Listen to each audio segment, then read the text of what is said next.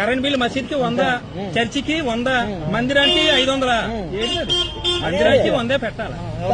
Correct, అది correct answer, right answer. దేవాలయాల్లో వచ్చినంత డబ్బులు తీసేసుకుంటుంది. తీసుకుని పాస్టర్లకి ఈ సంఘ విద్రోహ శక్తులు అంటే రాముణ్ణి శివుణ్ణి తిట్టిన ఈ ముల్లాలు మసీదులో గురువులకి ఇస్తుంది. గుళ్ళో డబ్బులు తీసుకో వాళ్ళ డబ్బులు వాళ్ళకి మసీదులో డబ్బులు తీసుకుని దర్గాలో డబ్బులు తీసుకుని అజ్మీర్ దర్గా, బయ్యవరం దర్గా, ఇసాక్మణి దర్గా, రొట్ల పండుగ దర్గాలో డబ్బులు ఇవ్వాలకి. వాళ్ళు గన్నులు కొనుక్కుంటారు, తలవాళ్ళు కొనుక్కుంటారు. గుళ్ళో డబ్బులు తీసుకెళ్లి వాళ్ళకి ఇవ్వడం ఏంటి?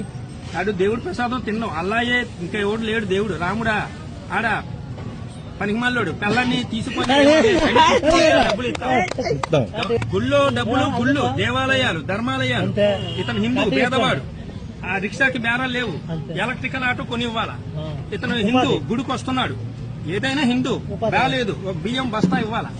గుళ్ళో డబ్బులు హిందువులకే ఖర్చు పెట్టాలి, ముల్లాలకి పాస్టర్లకి ఇస్తున్నారు. వాళ్ళేటి కోతి సీతమ్మని లంక తగిలిస్తాడు. రామాయణం ఈడేమంటాడు? అల్లా కన్నా గొప్ప లేడు. మక్కాలో కూడా